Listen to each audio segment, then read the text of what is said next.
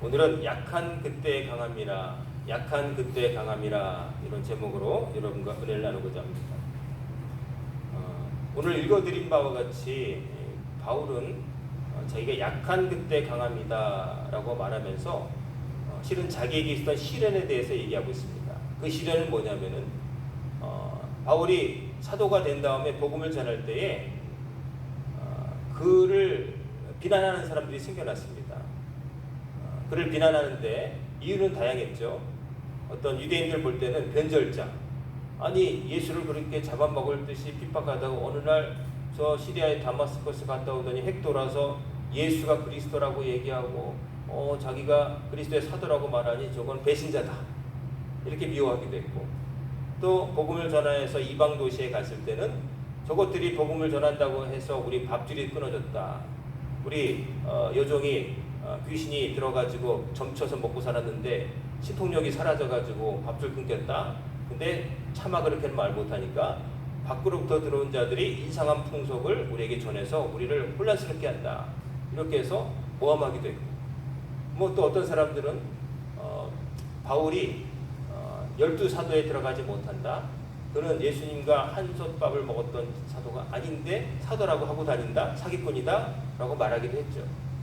그리고 또 바울과 또 겨루던 사람들 중에는 바울이 편지로 글을 읽어보면은 대단한 사람인데 막상 만나서 얘기해보면 말을 잘 못한다라고 비난하기도 했어요. 아마 그걸로 믿어볼 때 바울 선생님은 말을 잘하는 사람은 아니었던 것 같아요. 근데 글은 잘 쓰는 사람 같아요. 사람이 입말과 글말이 달라요. 글로 말을 잘하는 사람, 글로 자기 생각을 잘 피력하는 사람이 있고, 말로 자기 생각을 잘 피력하는 사람이 있어요.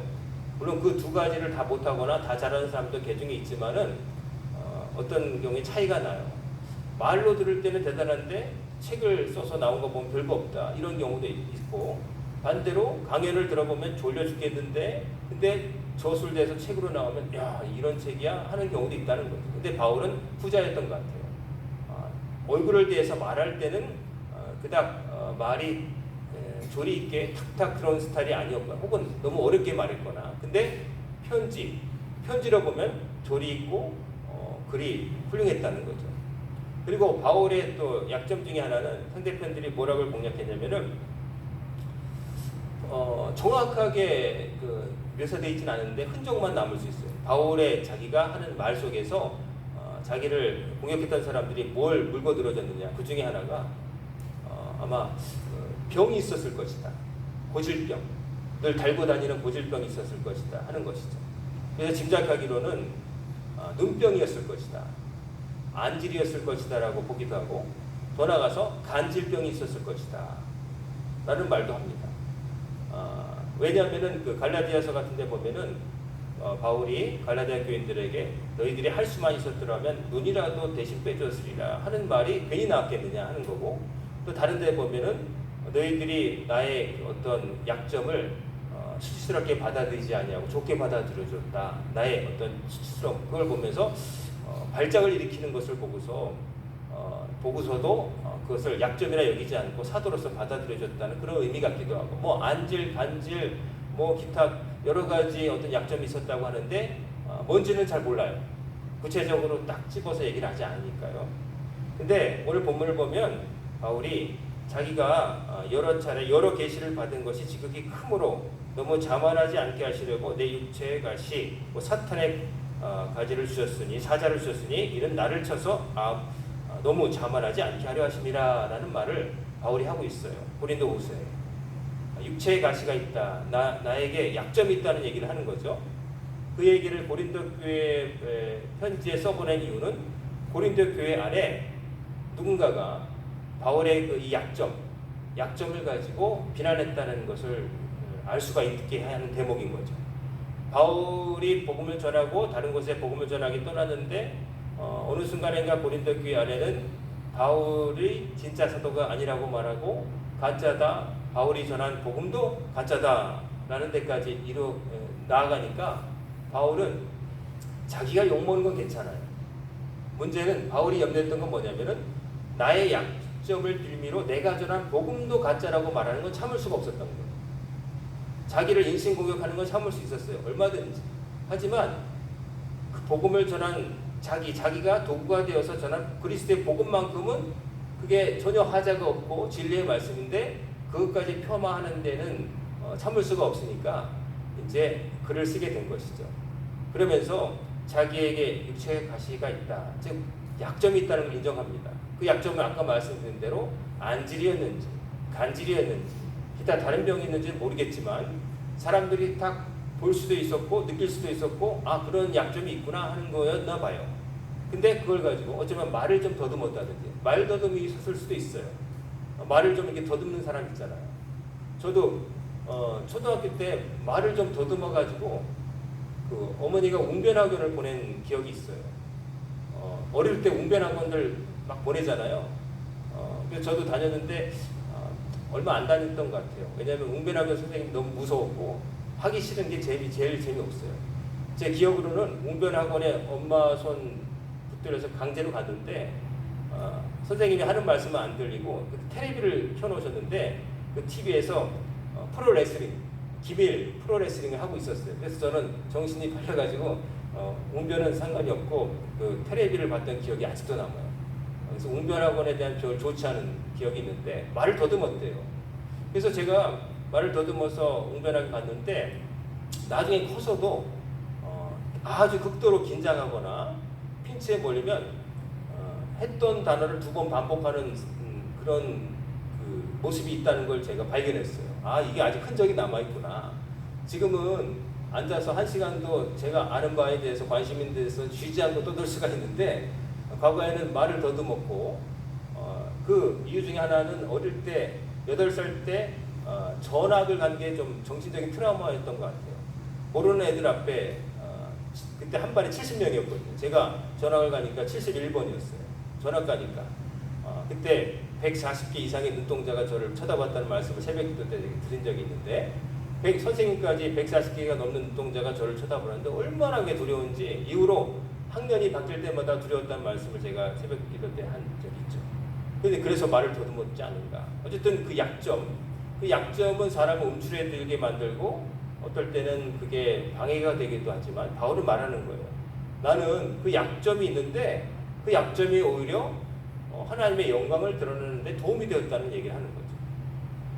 왜 도움이 됐을까? 사람들이 그걸 묻고 뜯고 공박을 하죠. 지금 미국의 대통령 선거를 보시면 한 후보가 다른 후보를 이제 깎아내리기 위해서 인종적인 얘기를 막 들먹여가지고 욕을 먹고 있죠.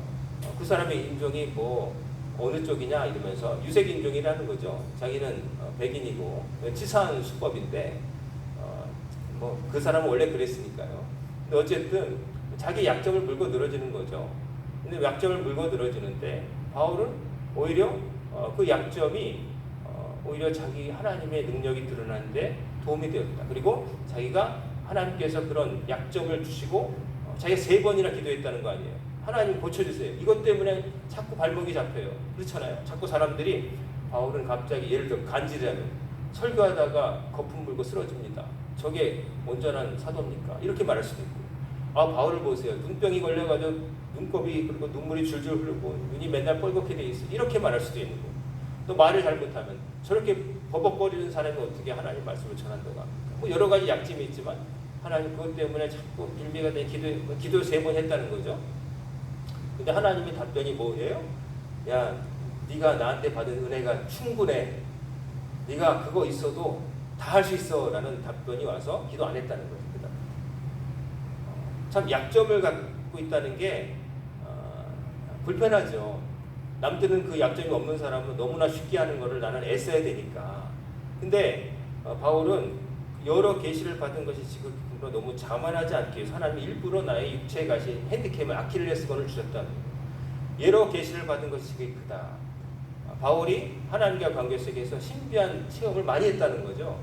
근데 바울은 그런 얘기를 복음서에서 별로 하지 않아요. 그냥 사람들이 봤을 때, 겉으로 봤을 때 그런 일이 있었어라고 하는 팩트에 대해서만 얘기하지 내 안에서 내가 홀로 뭘 봤다는 얘기를 지극히 꺼립니다. 그런 얘기를 하지 않아요. 그러면서 그런 계시가 있음에도 자기가 그것을 왜 안 했느냐? 여기 보면 자기가 교만해지지 않으려. 고린도 교회에 무슨 문제가 있었냐면은 고린도 교회 편지까지 쓰잖아요. 뭐가 인간이 빠지기 쉬운 함정 중에 교만함, 자만함이 있어요. 쉽게 말하면 나한테는 있는데 너희한테는 없지, 이런 마음. 너희들은 이거 없지. 초등학교 때 철없을 때 애들이 그런 거 해요. 너희 집에 냉장고 없지? 너희 집에 자가용 없지? 이러면서 서로 막 이제 아웅다웅하는 겁니다. 너희 집에 뭐 없지? 이건데 이게 어릴 때는 그런데 커서도 사람들 마음속에 나는 갖고 있는데 당신은 이거 없지? 이런 마음, 우쭐한 마음, 비교하고 자기 우월하게 여기는 마음이 있다는 거죠. 바울이 여러 신비 체험을 하고 여러 가지를 봤지만 사람들에게 그 얘기하지 않고 예수님이 그리스도다, 예수님이 당신들 때문에 십자가 달리셨고 예수를 믿는 믿음으로 구원받는 것이 인간의 노력이 아니다 라고 말했을 때 다 자기가 대단하게 뭐 했다는 얘기를 하지 않아요. 나같이 부족한 사람도 예수님께 붙잡힌 바 되어서 복음을 전하고 있다, 이 얘기를 하는 거죠. 가끔도 아니지만 요즘은 또 유튜브가 있어가지고 자기가 봤다고 하는 것들을, 자기가 체험한 것을 이른바 간증이라는 마을로 여러 곳을 다니면서 하는 분들이 있어요. 때로 그 간증이라는 것은 사람이, 내가 아는 유명인 혹은 주변에 있을 것 같은 사람이 체험한 바기 때문에 뭔가 좀 가깝게 느껴지고 내가 들었을 때 좀 더 와닿기도 하고 그러죠. 그래서 우리에게 어떤 좀 더 빨리 마음에 닿는다 그럴까, 그런 측면이 있지만은, 근데 그 간증이라는 게 하는 사람이 그 일을 업으로 삼고서 돌아다닌다는 게 좀 문제인 것 같아요. 제가 첫 목회를 영종도에 살 때 어느 전도를 굉장히 많이 했다가 유명한 큰 교회 집사님을 간증 강사로 이제 초빙해서 두 교회가 연합으로 예배를 드렸어요. 그때 저는 그 보면서 그 집회 간증 다니면서 자기 본 교회는 거의 못 나간다는 거예요. 그걸 보면서 저는 저런 삶의 형태는 뭘까? 자기가 하나님을 섬기는 기본적인 생활을 하지 않으면서 자기가 생애 어떤 순간에 겪었던 그 일 하나를 가지고 다니면서 그게 결국 사람들에게 희망을 주고 뭐 좋은 효과를 발휘한다고 얘기는 하지만은, 그러나 자기 자신은 진짜 해야 될 것을 놓치면서 자기가 일순간에 어느 순간에 했던 걸 그 얘기를 하는 걸로 이제 자기 삶을 꾸려가는 거죠. 자기 교회 담임 목사보다 더 바빠요. 자기 교회에 나가서 신앙생활 하는 게 없어요. 그리고 사람이 말을 전하다 보면요, 나중에는 그게 레포터리가 돼가지고 그냥 술술술 나오고 나중에는 잘못하면은 자기도 정말 그렇게 되는데 살을 더 붙이게 돼 있어요. 좀 더 매끈하게, 좀 더 그럴듯하게 이제 가감하게 되는 거죠. 그게 무서운 거예요. 그래서 제가 아는 어떤 목사님은 큰 중병에 걸렸다가 하나님의 은혜로 다시 삶이 연장되는 체험을 했다고 하시는데 그 얘기를 어디 가서 잘 안 해요. 왜 안 하시냐 그랬더니 내가 몇 번 그 일로 인해서 몇 군데 불려다니면서 설교를 하는데 나도 모르게 그 일을 좀 더 부풀리게 되더라. 일단은 말을 시작했기 때문에 전하는데 가끔 기억이 희미해지고 어떤 부분은 잘 그때 정말 그랬나 싶은데 어쨌든 전체적으로 말이 되게끔 하려고 덧붙이게 되고 손질하게 되더라. 그래서 야, 이거 큰일 났구나 하고서 안 하겠다는 말을 듣고 참 훌륭한 목사님이다 이런 생각을 한 적이 있어요. 물론 그런 일들이 있어서 그 일을 통해서 내가 또 확신을 얻게 되고 그런 순기능도 있지만은, 그러나 그게 전부는 아닌 것이죠. 바울이 그걸 할 줄 몰라서 안 했다는 게 아니에요. 많은 게 있지만 그 얘기를 안 했다는 거고, 자기는 감춰지고 누가 드러나길 바랬어요? 나를 쓰신 예수님이 드러나길 바라는 거죠. 나를 보지 마시고 나를 쓰신 예수님을 바라보세요 라고 했다는 것이죠. 잘못하면 원님 태운 당나귀가 되는 거예요. 사람들이 원님 보고 절하지 원님 태운 당나귀한테 절하는 게 아닌데, 당나귀가 원님 태우고 돌아다니니까 사람들이 원님 하면서 인사하니까 나중에는 내가 대단한 것보다 착각했다는 그 우화 속에 당나귀가 되는 거죠. 그래서 이 육체가 이걸 떠나게 해달라고 기도는 하나님 안 고쳐주셨다는 거죠. 그러면서 내 은혜가 내게 족하도다. 이는 내 능력이 약한 데서 온전해집니다. 내 능력은 한계가 없어. 하나님이 주님이 말씀하셨다는 거예요. 내 능력엔 한계가 없어. 네가 갖춰졌기 때문에 네가 다 온전했기 때문에 쓴 게 아니라 네가 부족하지만 부족한 부분 내가 채워서 쓰고 있는 거야 라는 깨달음을 주시니까 해결됐다는 거죠. 난 이게 없어서 안 돼라고 하는 게 아니라 이게 없는데도 하나님이 쓰시네. 감사하네. 이렇게 됐다는 거죠. 바울의 이 말 얼마나 은혜가 됩니까? 휘황찬란한 자기가 꿈속에서 봤다는 신비한 얘기 한마디 안 하고도 자기가 부족한데 하나님이 이렇게 쓰셨다. 오히려 이 병 고쳐달라고 3번이나 기도했는데 안 들으셨다는 말이 응답 못 받은 것처럼 들리시지만 그러나 그 응답이 안 고쳐준 게 아니라 그거 안 고쳐 너 그거 갖고도 내가 맡긴 일 다 할 수 있게 만들겠어 라는 하나님의 응답으로 들렸다니까 더 은혜가 되지 않습니까? 바울이라고 하는 분의 그릇을 알 수가 있죠. 하나님이 들어 쓰신 사람이 이런 마음으로 일을 하는구나 하는 것을 우리가 보게 되는 것이죠. 사람의 자만은 교만은 자기에게 있는 것을 자랑할 때 발생합니다. 그리고 자기에게 있는 그것을 하나님이 주셨다는 걸 망각하고 원래부터 내 거라고 생각할 때 자랑거리가 되는 거예요. 우리가 누군가에게서 빌린 거 자랑은 안 하죠. 내 것이니까 내가 얻었어, 내가 벌었어 하는 건 자랑하는데 내가 그냥 물려받았어, 내가 누가 빌려줬어 라는 건 자랑 안 하잖아요. 자랑한다는 건 내 거라는 생각이 있다는 거예요. 내 업적이고 내 땀이고 노고라는 거죠.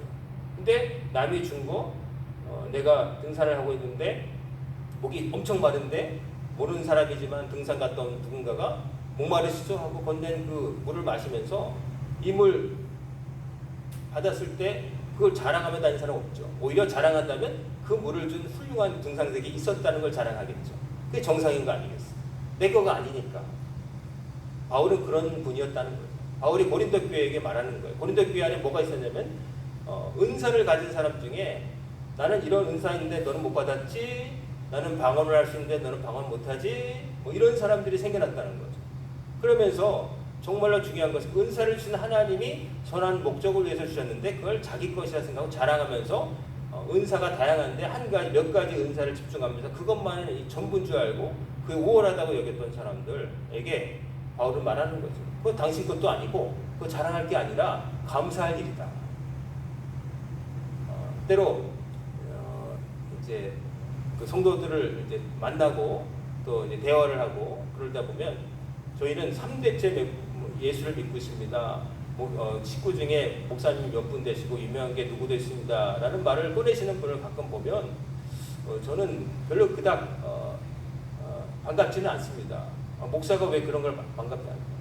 저는 그분의 족보와 그분의 어떤 선주의 뭐 업적을 보고 싶은 게 아니라 지금 제 앞에 나와서 그 얘기를 하고 있는 분이 왜 많은 교회 중에 우리 교회를 택하셨고 왜 다른 걸 믿지 않고 하나님을 믿게 됐는지 그게 더 중요하다고 생각하기 때문이죠.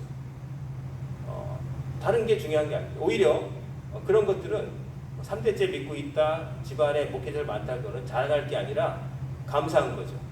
어떤 사람은 아무도 안 믿고 어머니가 무당 따라다니고 굿하고 그런 집에서도 꿋꿋이 나부터 믿은 사람도 계신데 집안의 식구들 다 3대째 믿어가지고 교회 가라고 차비 주고 헌금 돌려보내고 예수 믿기 너무나 편안한 환경 주는데도 그 정도라면 오히려 창피해야 되는 거죠.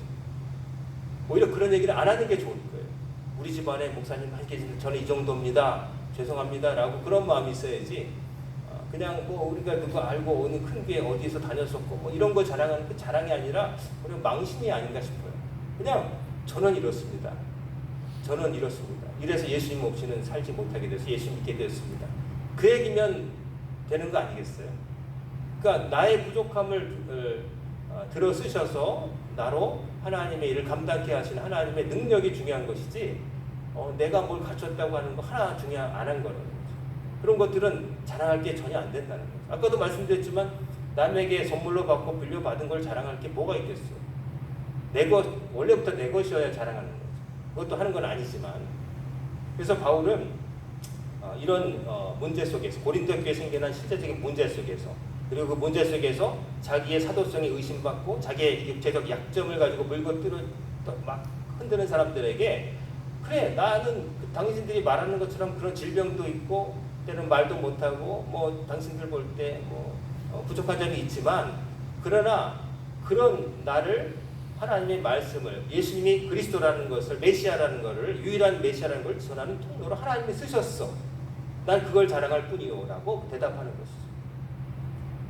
바울도 그렇지만 여러분과 저도 그런 마음으로 살아야 될 줄을 믿습니다. 여러분들이 훌륭해서가 아니라 여러분이 인간적인 하자도 많고 다른 사람들과 지난주에 설교한 것처럼 다른 사람들과 살기에 여러 가지 흠을 갖고 있고 그런 사람들이지만, 그러나 예수 믿고 그래도 겸손해져서 이 정도 됐습니다.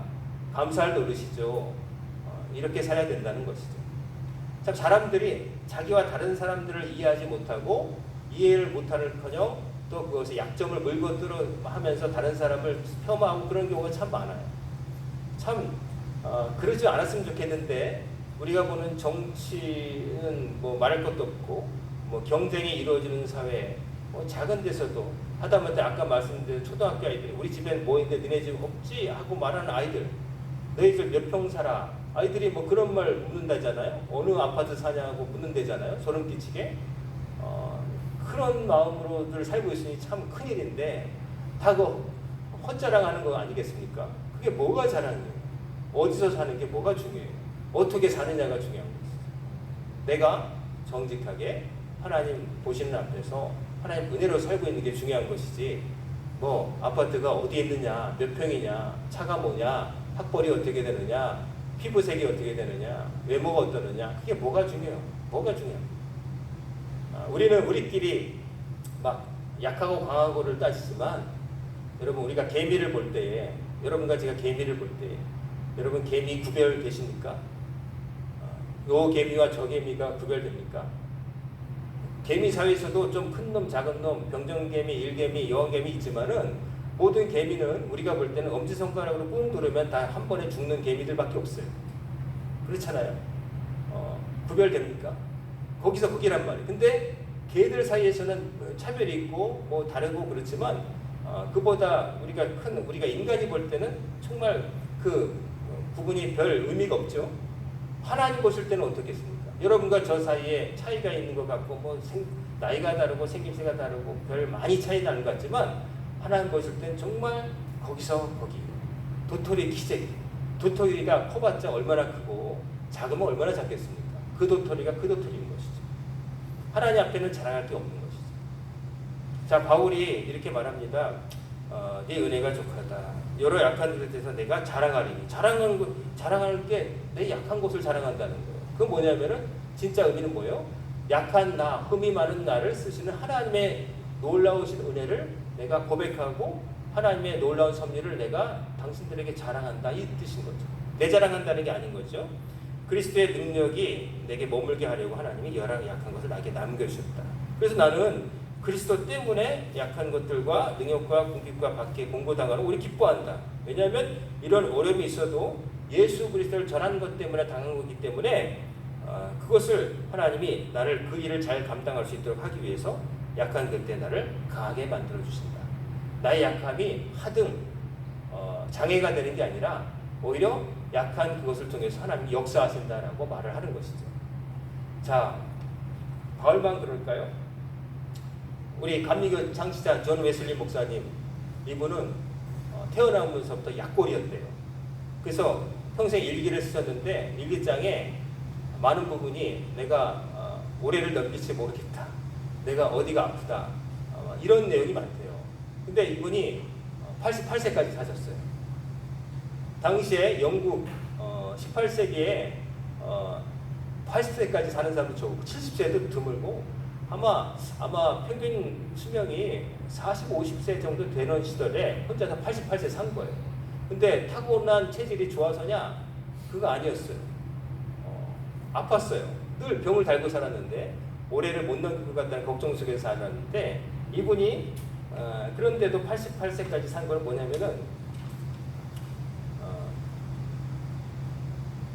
규칙적으로 살았어요. 자기 건강을 굉장히 잘 관리하며 살았어요. 자기가 약하다는 것을 알고서 자기가 약하다는 걸 알고 규칙적으로 아주 시계처럼 살았던 거예요. 우리가 잘 아는 철학자 칸트도 항상 그 사람 지나가는 시각에 시계를 맞췄대잖아요. 그 고향 페니스베르그 사람들이. 그리고 평생 여행도 별로 못 갔어요. 몸이 약해서. 근데 앉아가지고 계획문 다 썼어요. 들은 것만 가지고. 그런 분인데 이분이 어떻게 또 제법 오래 살았느냐? 책도 굵직굵직한 거 막 쓰냐? 규칙적으로 살았어요. 몸에 나쁜 거 안 하고요. 규칙적으로 살았어요. 규칙적인 시간에 밥 먹고 일어나고 그래가지고 오래 산 거예요. 웨슬리 목사님이 책을 썼는데 프리미티브 피직이라고 하는 책을 썼어요. 이 뜻이 뭐냐면은 원시적인 치료법, 원시적인 약 뭐 이런 제목인데 그 쓰신 웨슬리 목사님이 왜 이런 걸 썼느냐? 본인이 아팠기 때문이에요. 자기가 약한 것을 알고 있었어요. 아프니까 병에 대해서 관심이 많았어요. 아프니까 어떻게 하면 뭐가 좋을까 그랬고 그 당시에 영국이 막 산업혁명 속에서 사람들을 함부로 다루고 막 술 먹고 공장에 가서 일하고 막 너무 과로하고 뭐 이런 어려움 속에서 아픈 사람이 많았는데 웨슬리 목사님이 이 책을 쓰신 서문에 보니까 그런 얘기를 하더라고요. 그 당시에도 벌써 의사들이 전문화돼가지고 자기들만 아는 말로 처방전을 써주고 다른 어떤 것을 써야 된다 뭐 이러면서 자기들만의 세계를 구축해서 이익을 추구했단 말을 벌써 그때 쓰고 있어요. 그러면서 자기는 일반 서민들이 주변에서 구할 수 있는 먹거리나 이런 걸 가지고 건강을 지킬 수 있는 방법을 내가 찾아야겠다. 왜냐면 누구나 의사에게 가서 비싼 돈을 주고 건강을 지킬 수 없으니까.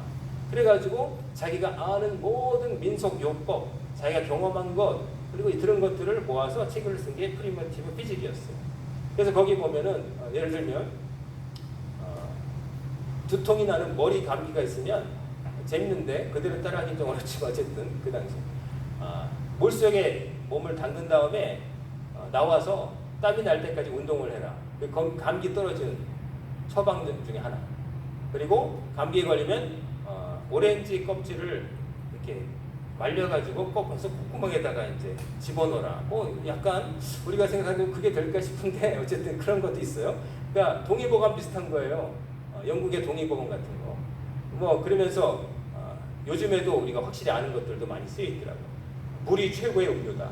뭐 들어간 거 먹지 말고 물이 최고의 음료고 그리고 운동은 피곤할 때까지 하지 말고 땀이 좀 날 때까지만 해라. 뭐 요즘 의사들도 다 얘기하는 거 아니겠어요? 뭐 우리가 다 아는 것도 있고 막 그렇더라고요. 이분이 아팠기 때문에 자기가 아팠기 때문에 육신이 약했다는 걸 알기 때문에 이런 데 관심이 있었고 그것을 통해서 내가 복음을 전해야 되는데 이렇게 아파서 그냥 쓰러지면 안 된다는 생각을 가지고 관리를 무지했을 거란 말이에요. 그러니까 이런 책도 쓰셨죠. 자기와 같은 고통을 겪고 있는 사람들을 위하여. 그래서 이런 책도 쓰시고 오래 사시면서 복음을 전할 수가 있었던 거예요. 또 우리 목회자 가운데 어떤 목사님이 계세요. 이상근 목사님이라는 분인데 이분이 목회를 하는데 이분에게 약점이 있었어요. 뭐냐면은 발에 통증이 있었다는 거예요. 원인 모를 통증이 있어가지고 걸어다니는 걸 잘 못했대요. 발뒤꿈치 어딘가가 아파가지고 걷지를 못하니까 요즘은 목회가 많이 패턴이 바뀌어서 목회자가 자기 집에 오는 것도 별로 반기지 않고 내 사생활이 침해되는 거 싫고 이래서 신방도 안 받지만 옛날에는 신방 목회라고 해서 가정마다 막 가가고 방문하고 목회자만 가는 게 아니라 권사님, 지사님 따라가지고 막 한 10명이 두루룩 가고 물려다니고 막 그러는데 요즘은 그렇게 간다면 아무도 안 반길 거예요. 목회자가 오는 것도 사실은 안 반기는데 근데 이제 그러던 시절에 가가고 방문하면서 이제 사람들과 인간관계를 맺고 말 들어주고 뭐 이런 목회를 하던 시절에 혼자 발이 아파서 걷지를 못하니까 목회가 안 되는 거예요. 그래서 이 목회 접어야 되나? 근데 이분이 그래서 한 게 뭐냐면은 걸어다니지 못하니까 책을 보자.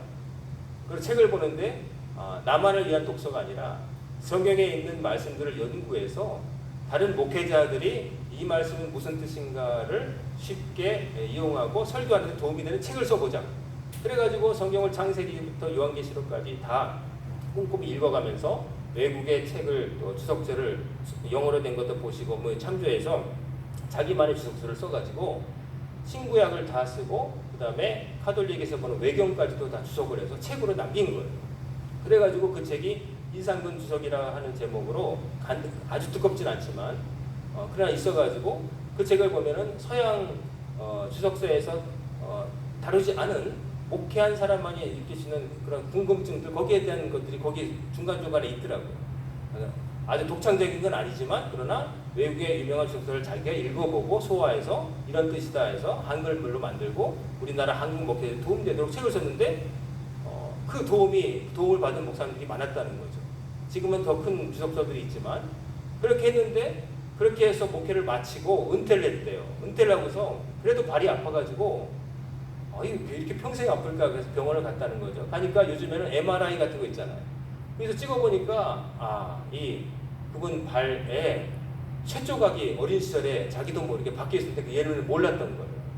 그러니까 그게 박혀 있으니까 계속 아팠던 건데 요즘 같으면 당장에 수술해서 꺼냈겠죠. 근데 옛날에는 그걸 모르니까 그냥 아프거니 팔자려니 하고 산 거죠. 근데 그 가시처럼 정말 쇠조각이 발을 아프게 해서 못 걸어 다녔지만 일반적인 목회를 못 하셨지만 그 와중에서 다른 목회자들이 못했던 걸 하게 하신 거예요. 하나님이. 성경을 꼼꼼히 앉아 있어야 되니까 걸어다니지 못하니까 서재 목양실에 머물면서 책을 꼼꼼히 보고 성경의 의미를 해석해서 다른 목회자들이 도움이 되는 주석서를 다 하게 만든 거예요. 만약에 건강하여서 그분이 발을 자유롭게 쓰고 하면은 다니시고 뭐 어떤 목회를 또 나름대로 열심히 하셨겠지만 그 주석서는 못 나왔겠죠. 그러니까 하나님이 한 사람의 약점을 오히려 강함으로 만드시는 놀라운 섭리가 그분에게서도 우리가 발견되는 것이죠. 나에게 모든 것이 갖춰서 거칠 것이 없고 편안하고 그런 것만이 좋은 게 아니라 나에게 있는 육체의 가시 때로는 그것 때문에 내가 뭐 못해서 말하고 싶은 그런 장애물이 있을지라도 하나님이 하시고자 하시고 본인이 하려고 한다면 하나님께서 그 약함을 오히려 약한 때 그에게 능력을 주시고 강하게 하신다는 것을 우리가 보게 되는 것이죠. 여러분과 저에게는 다 약함이 있습니다. 남들도 알 수 있고 본인만 알 수 있는 것도 있고 뭐 여러 가지가 있겠지만 그 약함이 악함 말고요. 악하면 안 되죠. 약함. 남들보다 좀 못한 거. 난 기억력이 좀 나쁘다. 뭐 그런 것도 있고. 나는 뭐 키가 작다. 그래서 뭐 선반에 걸 못하고. 그렇지만 그렇다고 해서 뭘 못하는 건 아니에요.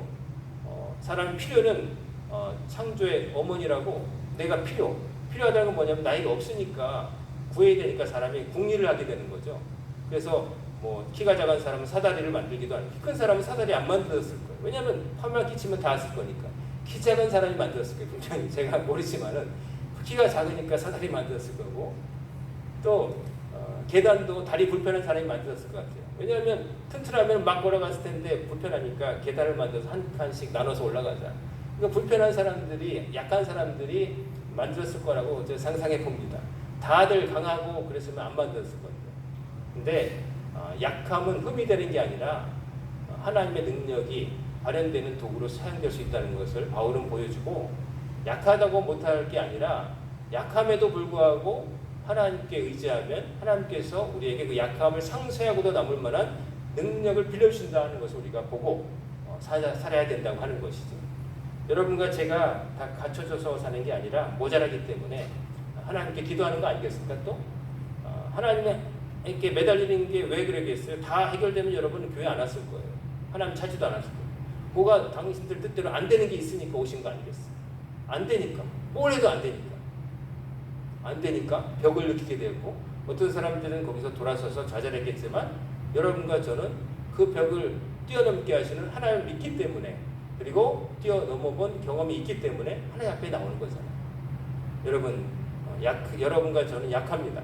다 흠이 있습니다. 남에게 꺼내놓기 힘들고 꺼내놓지 않아도 보이는 흠이 있을 거예요. 하지만 그것이 여러분으로 하여금 뭘 못하게 만드는 핸디캡으로 남겨두지 마시고 장애물로 남기지 마시고 디딤돌로 사용하시길 바랍니다. 그렇기 때문에 내가 더 했다. 내가 기억을 잘 못하기 때문에 한 번이라도 더 반복해서 외웠다. 이러면 되는 거 아니겠어요?